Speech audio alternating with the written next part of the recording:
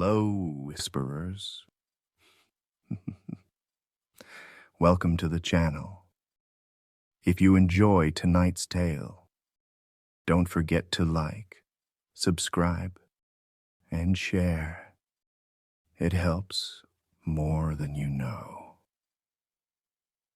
Now, dim the lights, and let's begin tonight's story. I woke up with the feeling that something had happened during the night. Not a noise, exactly, more like the absence of one. The house felt too still, like it had forgotten how to breathe. The room was gray with early light, the kind that makes everything look flat and too sharp at the same time. My sheets were tangled like I'd wrestled with them in my sleep.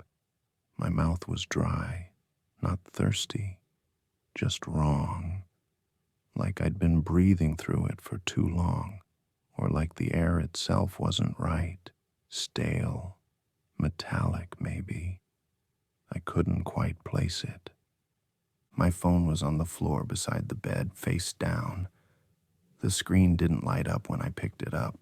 I hit the side button, still nothing, dead battery, which was weird because I always charge it at night. I reached for the cord. It wasn't plugged in. That should have been a small thing, forgettable, but it sat in my brain like a splinter. I don't forget to plug in my phone. I'm not that kind of tired in the mornings.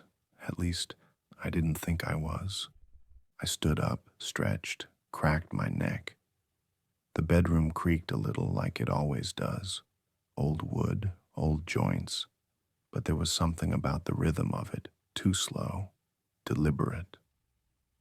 I looked toward the window.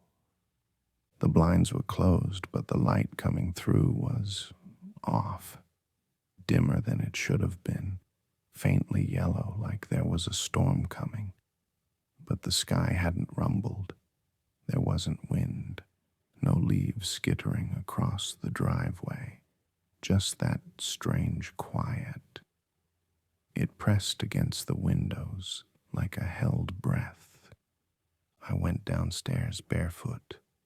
The floor was cold, colder than usual. Not winter cold, not sharp, but deep, like the chill had sunk in overnight and stayed there. I kept expecting my foot to find a warm patch of sunlight somewhere, but it never came. Banjo didn't meet me at the bottom of the stairs. He usually does. My cat's needy like that. Always wants food or attention, or both. I didn't hear his collar, no rustling from the living room. "Banjo," I called out, not loud, just enough to test the room. Nothing. The kitchen was exactly how I left it, mostly. The counter had crumbs on it. I always wiped the counter. The fridge door was shut, but the seal looked loose. I opened it, expecting something to fall, but it held. Everything inside was perfectly aligned, too perfect. All the labels faced forward. I don't do that. I'm not that organized. I stared for a long time at the rows of bottles and cartons, like they might blink or breathe if I waited long enough. Something buzzed lightly in the background. A hum. Probably the fridge motor, I told myself, but I realized I couldn't remember ever hearing it before. Not like that. Not with that faint, sharp edge to it, almost like feedback from an amp just out of reach. The coffee maker clicked on when I pressed the button. It took longer than usual to start dripping. I watched the water heat and bubble through the glass like it was struggling. When I finally poured a mug, it tasted burnt. Not just bitter. Wrong. I added more cream than usual. Still bad. I dumped it and tried again. Banjo still hadn't shown up.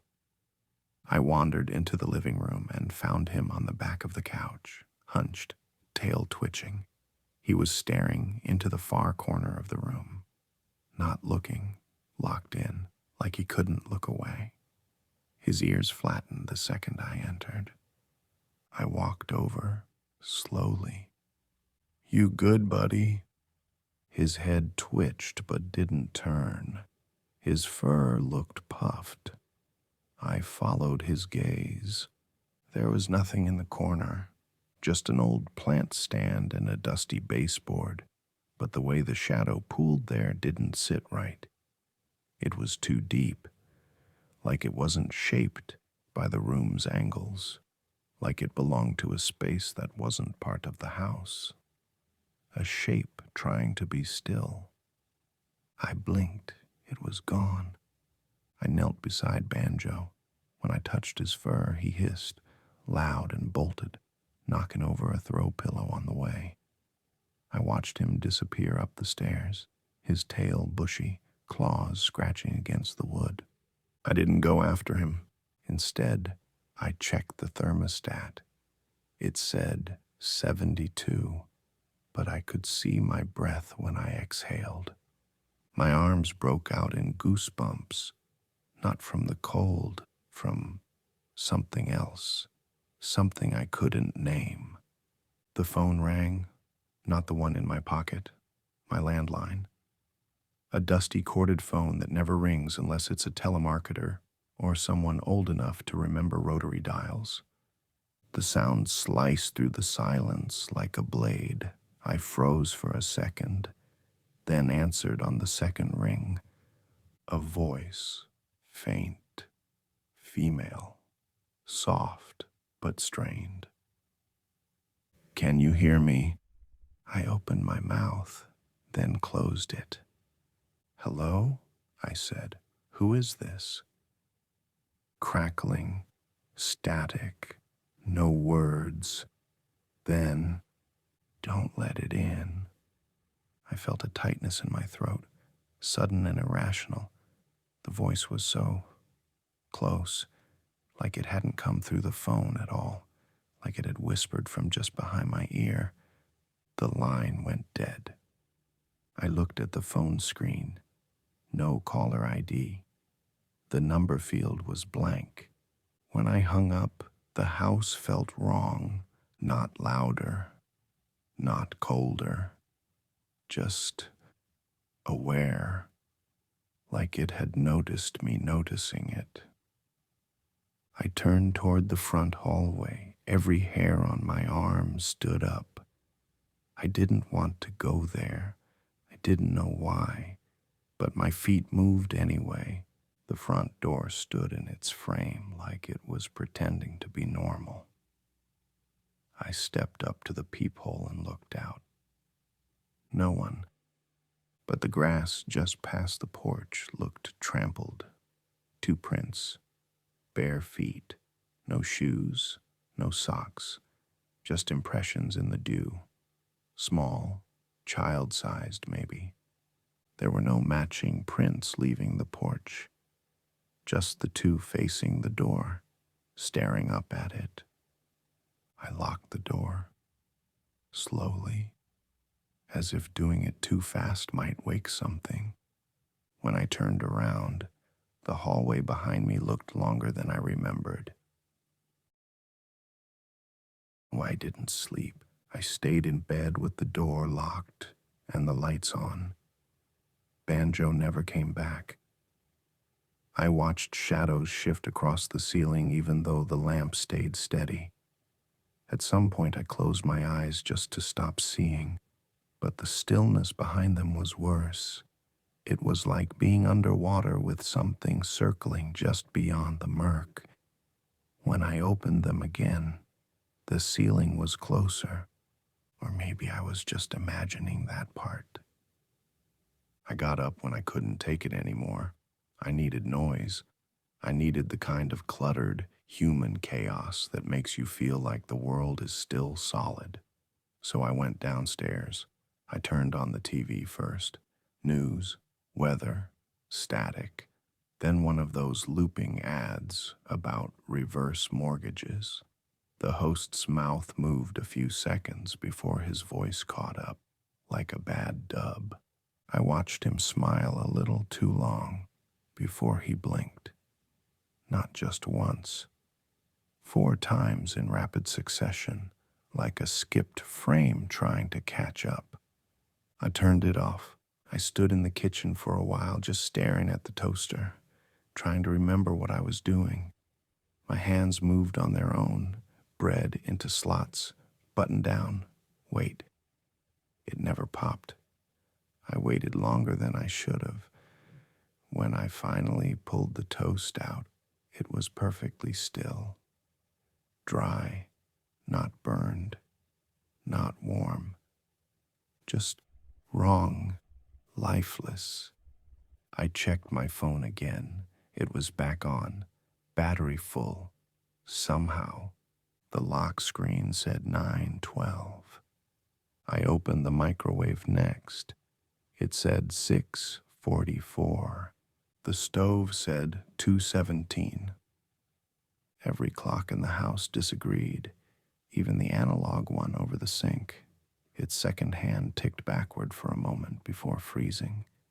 Then it ticked forward again. That feeling in my gut, the one that had been dull and low for the past day, it surged, like something had just stood up nearby. I walked to the hallway and checked the thermostat. It said hello, no numbers, just that word, lowercase, soft green font on the old LCD screen. I blinked, looked again. 72 degrees, like always. I don't know how long I stood there staring, but the house was quiet again. Too quiet. No refrigerator hum, no pipes groaning. Even my own breathing felt muted, like the air had gone thick, slow. I needed to get out of the house. I threw on shoes, didn't even change clothes, just grabbed my keys, checked the door twice, and stepped outside. The sunlight hit me, but it didn't feel like sunlight. No warmth, no sharpness to the air, just brightness. It sat on everything like paint. The street was empty, not quiet, empty. No birds, no cars, no wind. The leaves on the trees didn't even move. I walked down the sidewalk, heading toward the corner store a few blocks down. I needed people. I needed normal. A kid on a scooter passed me. Then he passed me again. Same hoodie, same red wheels, same chipped helmet. His face was blank, not upset or panicked, just empty, like his brain was on standby. I turned around and watched him glide away. The third time he passed me, I stopped walking. He didn't make eye contact. But this time, I did. And something deep in my stomach twisted. His shadow didn't match. It dragged behind him like it was resisting. Longer than it should have been. Slower. Not quite tethered to his wheels.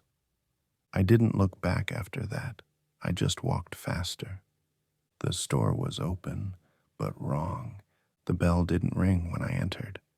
No soft chime. Just the stale jingle of the door scraping the frame. The fluorescent lights inside buzzed like they were about to blow. Everything on the shelves looked slightly out of focus. The labels were all familiar brands, but the names were wrong, like someone had copied them from memory. Fruit Loops, Chex Miz, Kellog's. The cashier didn't look up. She just stood there behind the register, blinking slowly, hands folded like she was waiting for something specific to happen. Her name tag said Cheryl. I don't know why that made me uncomfortable. Maybe because I could swear I'd seen her before, but not here. Somewhere else. Somewhere that didn't feel like a grocery store at all. I picked up a bottle of water and walked up to the counter. Cheryl didn't move. Hey, I said, quiet.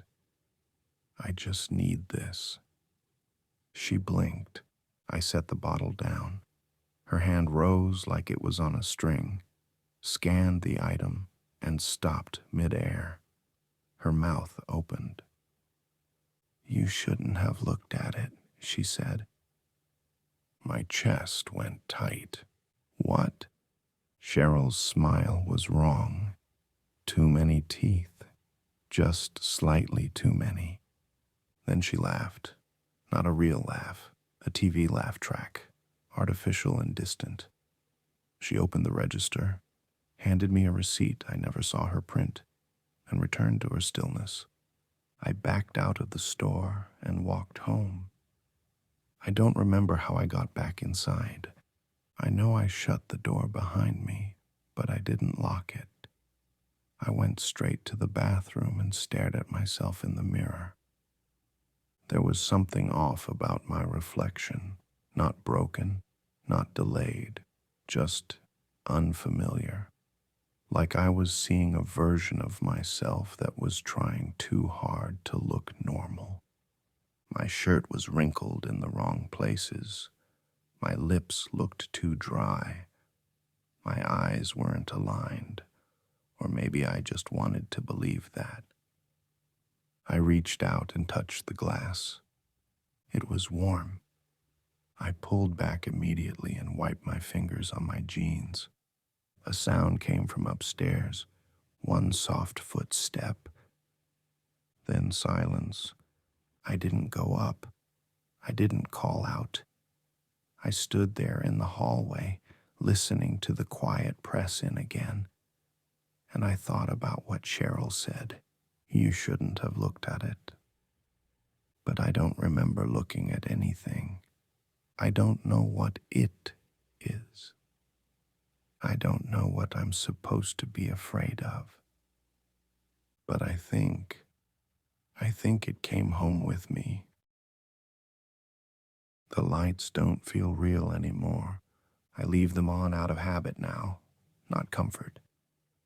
I used to believe that light could keep things away, that you could ward off fear with enough brightness. But lately, the shadows seem to cling harder when they're cornered. I haven't slept. Not really. I close my eyes and wait, but sleep won't come. It's like I've forgotten how. And when I do drift off for a few seconds, minutes maybe, I wake up gasping, convinced something was crouched over me. I never see it, but I can feel it, like heat fading from a stove burner. Still warm, just recently gone. Last night I dreamed of the hallway, only it wasn't quite my hallway. The angles were wrong. The walls stretched too far. I kept walking and the doors got narrower the further I went. Then I saw myself at the end, or something wearing my shape. It didn't move, but I did. Toward it. When I woke up, the hallway smelled like bleach. I never keep bleach in the house. I'm starting to lose track of the order of things. Earlier, I boiled water for tea. When I turned around to grab the mug, it was already full, steam rising, tea bag soaked and limp. But the kettle hadn't whistled. I touched it. It was cold.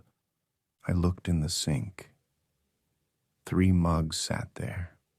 1 chipped, 1 stained, 1 empty. I live alone.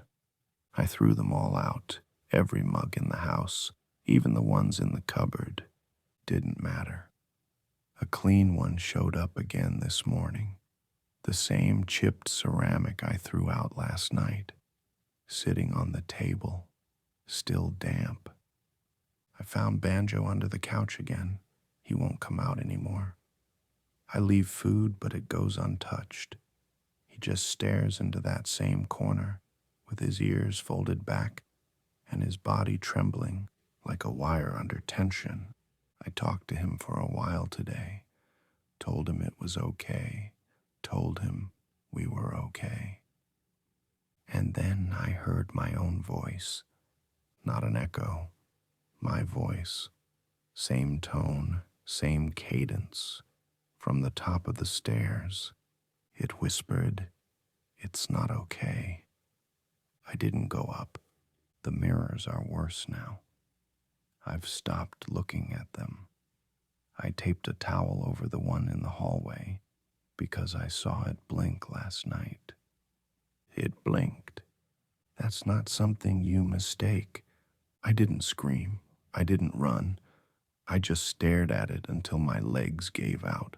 Then I crawled into the bathroom, shut the door, and waited until I couldn't hear my own breathing anymore. I thought about smashing the glass, but some part of me, something older than logic, whispered, "If you break the mirror, it'll come out." So I covered it. That same logic tells me not to go into the basement. I haven't since all this started. I keep the door locked, but sometimes I find it open. The light bulb inside flickers like it's struggling to decide if it still works. I've stood at the top of those stairs more times than I want to admit, heart hammering, nails digging into the door frame. It smells like rot down there, but I don't own anything that should be rotting. Tonight, I tried to film the house. I set my phone in the living room, facing the corner Banjo won't stop staring at. Let it record while I made tea. I was only gone 2 minutes. When I played the footage back, the corner breathed, not figuratively. It pulsed. The shadows on the wall expanded and contracted in a slow rhythm, like a sleeping animal. And for one frame, just one, I wasn't in the video, not walking, not stirring the tea. I just wasn't there. I saved the clip, watched it again. This time I was there, but my face was turned toward the camera, smiling. I don't remember smiling. I don't remember looking at the camera at all. I don't remember if I was the one holding the phone when I started recording. Something is studying me, or trying to. I think it's learning. Trying to wear me like a skin it hasn't quite stretched into yet. And the more I see it, the more I think I'm not the one dreaming anymore. Maybe I was just the doorway. Maybe I was never supposed to wake up at all. I'm not sure how long it's been since I last stepped outside.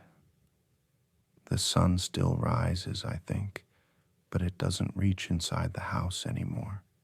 It just presses against the windows like it's not allowed in, like it knows better. The bulbs flicker now even when they're off. I hear them buzz faintly if I get too close. The walls are warm in places, cold in others. The kitchen light stays steady, so I sit there most of the time. The food doesn't go bad anymore. The apples on the counter haven't softened, not even a bruise. The bread hasn't molded. The milk still tastes fresh, but I don't remember buying any of it. I don't remember leaving this house. The mug is back again, the chipped one, sitting by the sink with steam curling out of it. I didn't make tea. The phone hasn't rung in days, but I still hear it, somewhere inside the walls. A low, repeating tone, not a ringtone, more like an alarm from deep underground, something meant to wake something else. I started hearing voices under the floorboards. They're soft, whispering things I can't understand. Sometimes they sound like old friends. Sometimes they sound like me. One voice repeats the same thing. "You're almost ready." Ready for what? The attic door is open now. I didn't open it. I never even go near it. I don't remember the pull cord ever hanging that low either. It brushes my hair when I pass beneath it. The string always swings like someone just tugged it. I stood under it for an hour this morning. Didn't move. Didn't look up. I couldn't. My legs finally gave out, and I sat on the floor until I felt like I was alone again. But I don't think I ever was. There's something in the attic. I can hear it shifting. Not footsteps, weight, like a body too large for the space, crawling along beams that should have cracked beneath it. Sometimes I hear wood splinter. Sometimes I don't hear anything at all, and that's worse. That's much worse. I found a photo album today, sitting on my bed like it had been waiting there.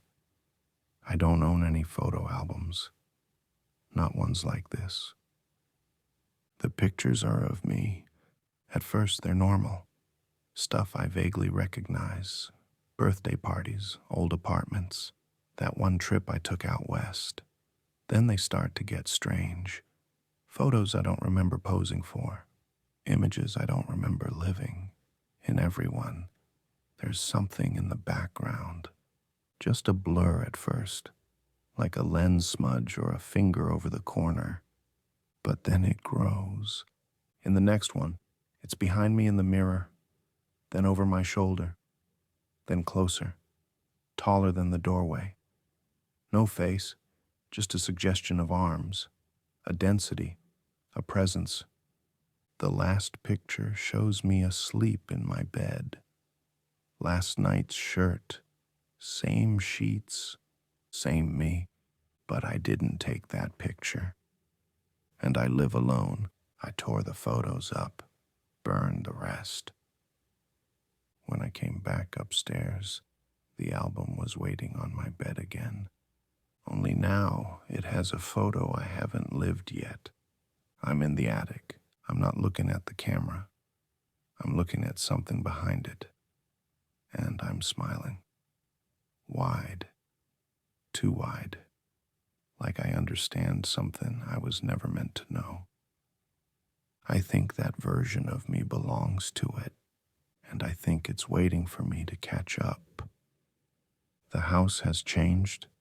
The door won't open anymore, none of them. The windows are painted shut with light. The walls breathe when I touch them, slowly, like they're dreaming. I knocked a hole in the drywall just to see what was behind it. There's no insulation, no wood, just more wall. And then a sound. The front hallway floor creaked like it used to, like someone just stepped through. Banjo didn't react. He's lying on the stairs. He hasn't moved all day, eyes wide, breathing slow, watching something I can't see, something I'm not ready to see. But it's here now, not hiding, not pretending anymore. It doesn't want to hurt me. That would be easy. It wants me to understand. It wants me to let it finish. So, I'm going upstairs. I'm going to open the attic. I don't know what I'm supposed to be afraid of, but I know it's been patient. And now, it's ready.